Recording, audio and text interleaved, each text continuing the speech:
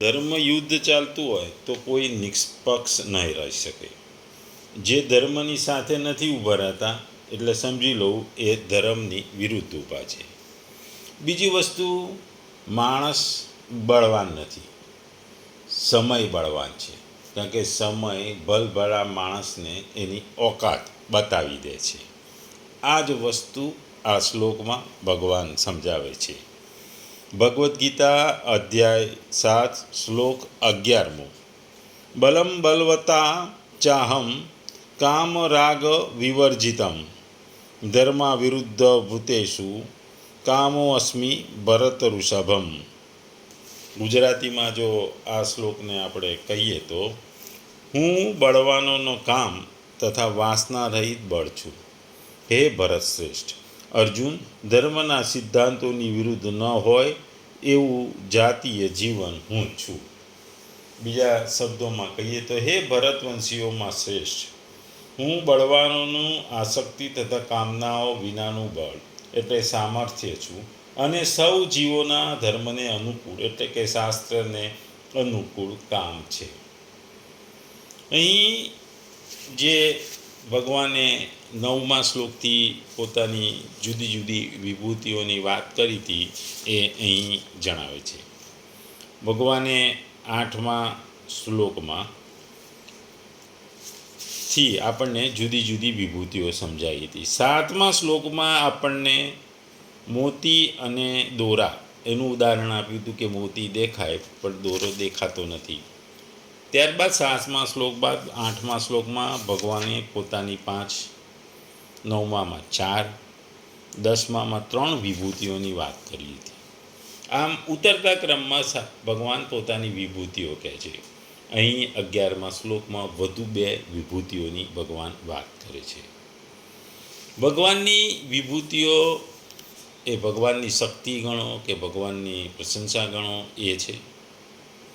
અહીં ભગવાને 2 વસ્તુઓની વાત કરી છે, 2 વિભૂતિઓની વાત કરી છે. એક બળ અને એક ધર્મ.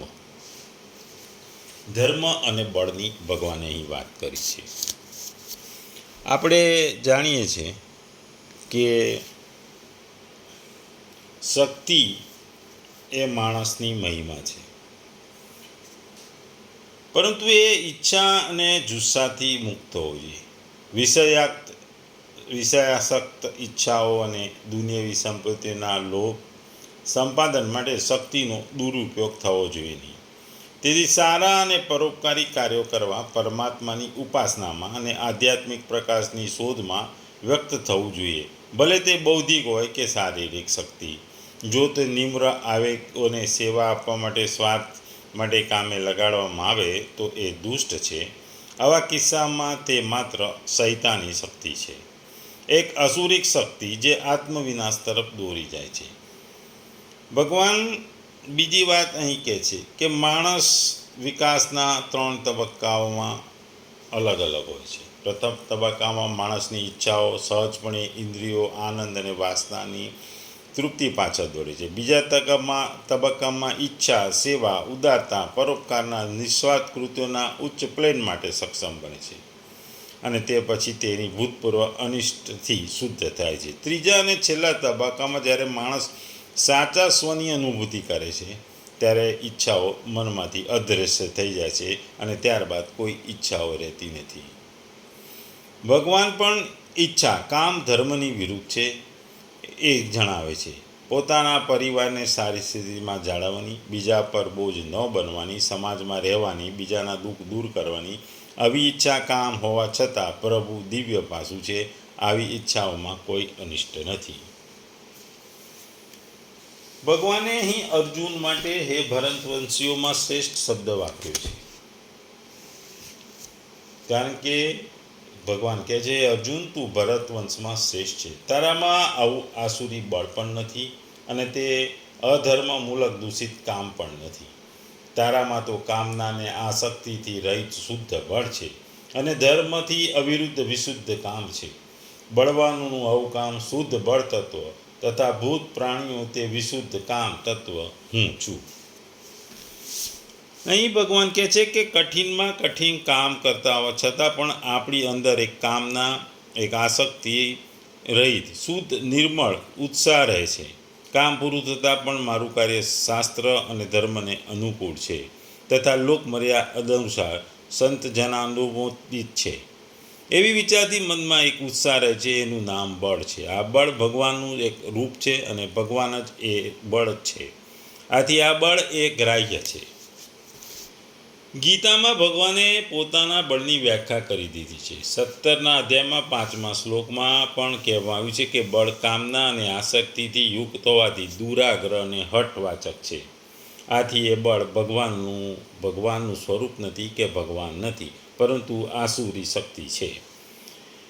એવી જ રીતે 16.14, 16.18 અને 18.53 પદોમાં પણ આવું બળ પણ ત્યાજ્ય છે.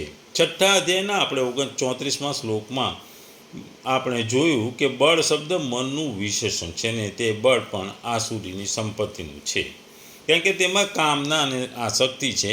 પરંતુ અહીંમાં જે શબ્દ આવ્યો છે તે કામના અને આસક્તિથી રહી છે, એટલા માટે સાત્વિક ઉત્સાહનો વાચક છે અને ગ્રાહ્ય છે.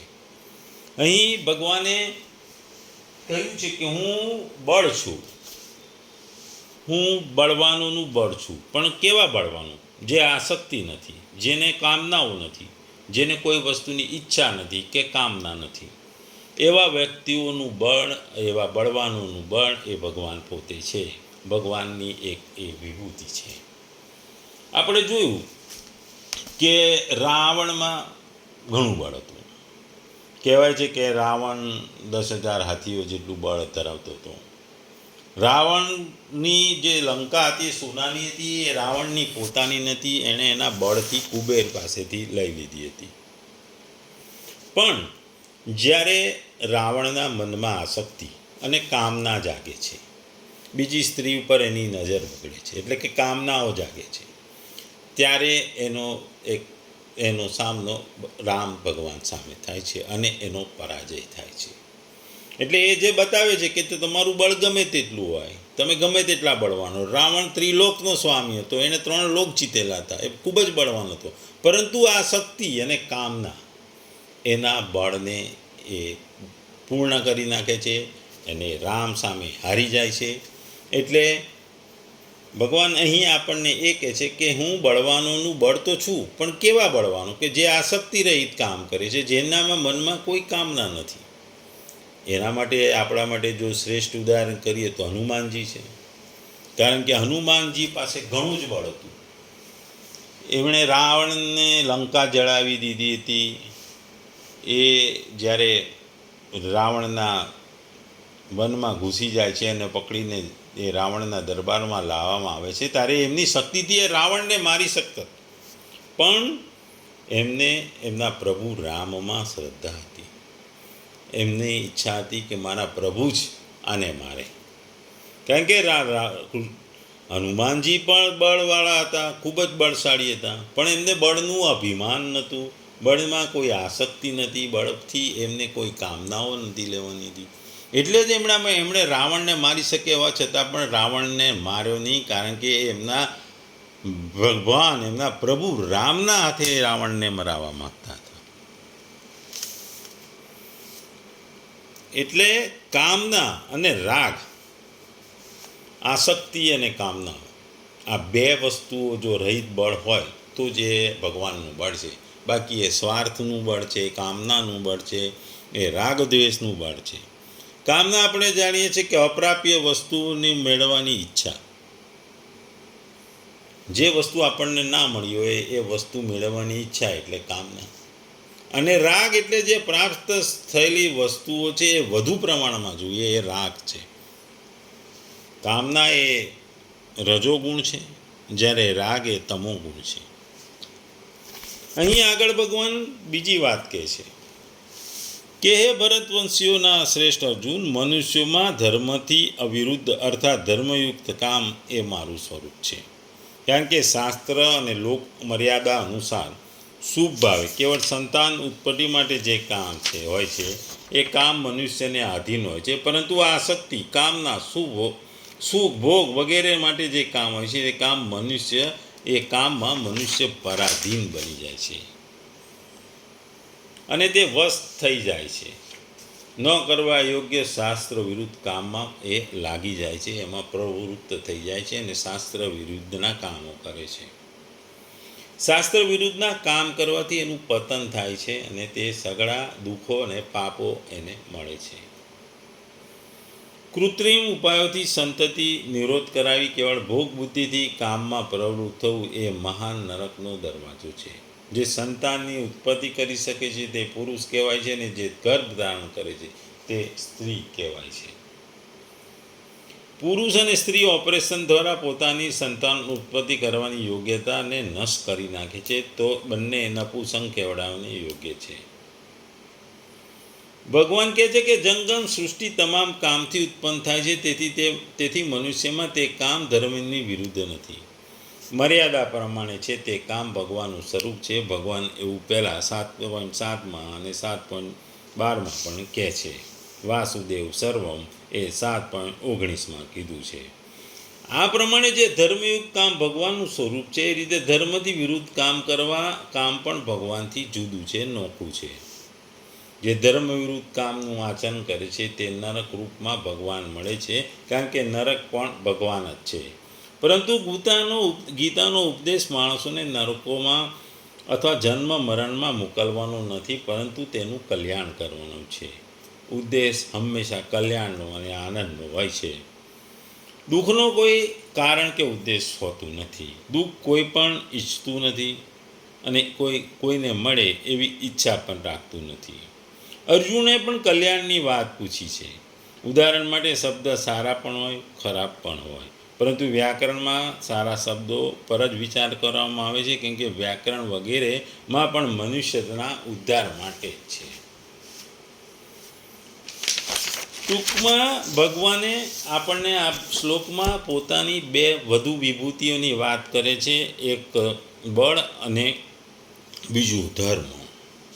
7મા શ્લોકના આપણે જે મણકા અને દોરો એટલે કે સૂતરના દોરાની વાત કરી હતી, તો આમાં મણી એટલે કે મણકો એ બલવાન વ્યક્તિ છે કે બળશાળી વ્યક્તિ છે, જ્યારે એનો ધાગો છે એ બળ છે.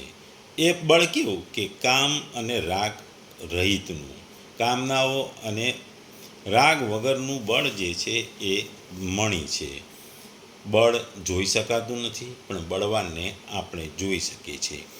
બીજી જે વિભૂતિની વાત કરી છે એ ધર્મની વાત કરી છે. એમાં મણી મનુષ્ય છે, જે આપણને દેખાય છે, જ્યારે ધર્મયુક્ત કામ છે એ આપણો દોરો કે સૂતરનો તાંતણો છે, જે આપણને દેખાતું નથી. ટૂંકમાં ભગવાન આ શ્લોકમાં કહે છે કે જે બળમાં કામના, રાગ, અહંકાર, ક્રોધ વગેરેનો સંયોગ થયેલો છે તે આસુરી બળ છે. જે બળનું વર્ણન આસુરી સંપદામાં કરવામાં આવ્યું છે અને જેને ત્યજવાનું કહ્યું છે. આ જ પ્રમાણે ધર્મ વિરુદ્ધ કામ કરવામાં પણ આસુરી સંપાદનો પ્રધાગુણ હોવાથી બધા જ અનર્થોનું કારણ મૂળભૂત એ છે. નરકનું દ્વાર અને ત્યાજ્ય છે. કામ અને રાગયુક્ત બળ અને ધર્મ વિરુદ્ધ કામ કરતા વિલક્ષણ વિશુદ્ધ બળ અને વિશુદ્ધ કામ જ ઉપાદેય છે.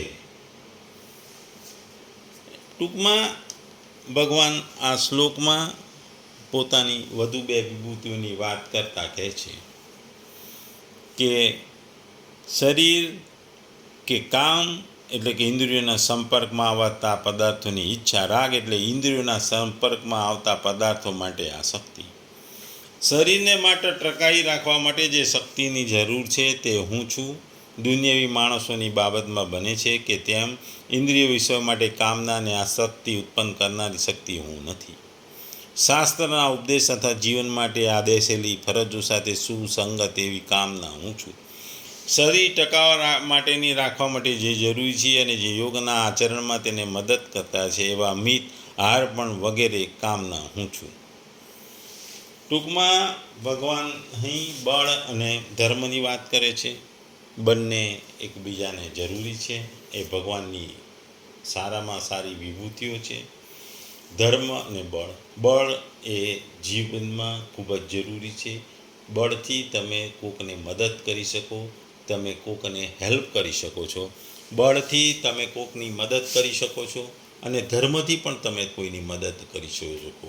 ધર્મની બાબતમાં યુધિષ્ઠિર એક ધર્મ રાજા તરીકે ગણાતા હતા, કારણ કે એ ધર્મ અને શાસ્ત્રો પ્રમાણે ચાલતા હતા.